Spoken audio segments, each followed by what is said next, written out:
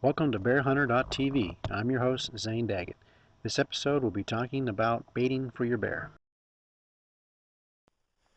Let's talk about checklists for setting up your bait site. Number one, an ATV certainly helps. It will save a lot off your back, and if you have the right type of ATV, you can either pull a trailer to haul a lot of your bait and supplies out there. In this case, this one has a bucket on the back, very helpful in bringing out additional supplies to the bait site. Next, I recommend some type of tree trimmers and or hand saw as well as a chainsaw. You may be clearing small branches, in some cases some small trees out of the way.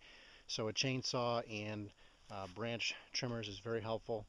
You're also going to need rubber boots and rubber gloves. I also have down there basically scent elimination stuff. You don't need the scent elimination too much obviously during the baiting time, but I certainly put those there as a recommendation or reminder to talk about when you're in the bait site itself. You want to eliminate human odor to the ground. So do not spit. If you can avoid your sweat from hitting the ground, take a towel out with you to keep wiping yourself down if you get hot and sweaty. But definitely rubber boots and rubber gloves. You do not want your hand or any type of scent into the food itself as you prepare the bait. Um, Fryer later grease, and I mentioned this before in earlier video blogs. You're going to pour the fryer layer grease. I recommend at least 10 gallons for your bait site to start. You won't need it throughout the bait season, just for the start of the bait season.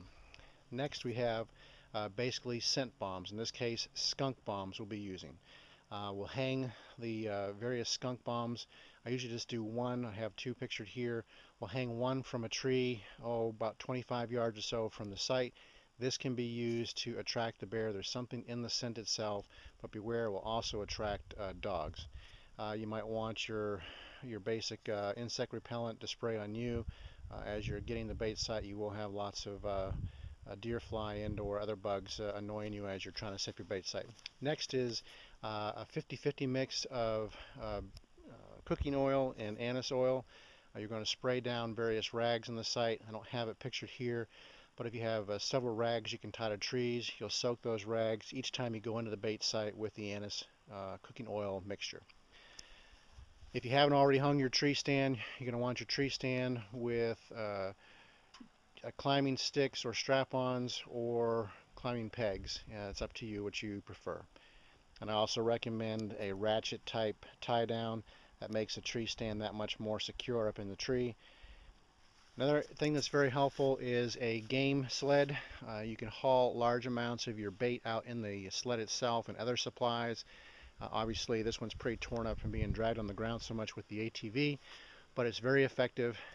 And then next thing obviously is your bait. I have all this bait covered for tonight, as tomorrow is the actual first day and I want to try and keep as many critters out of that as I can. But that's basically your limited or your short list of materials that you're going to need.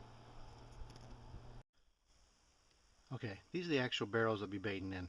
You'll notice I have a chain running through the back, drilled 2 holes on each side, and that daisy chains, if you will, over to the next barrel, and then they go around a tree and are locked by a padlock. This one, you have the spout in the front and the barrel is cut half open. That helps slow the amount of food that comes out and kind of paces the bear and how much they eat. Because there's a hole there, it will drain by itself.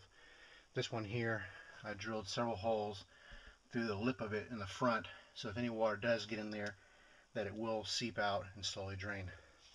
You saw me bringing a big cardboard barrel out. It is a barrel full of marshmallow fluff.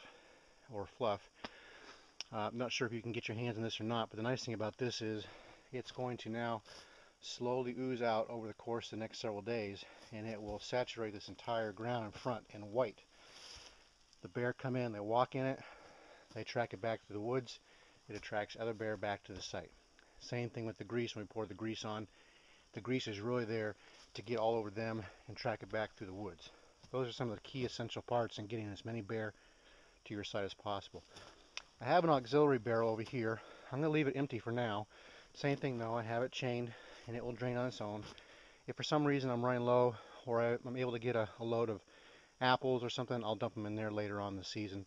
But today I won't put anything in there.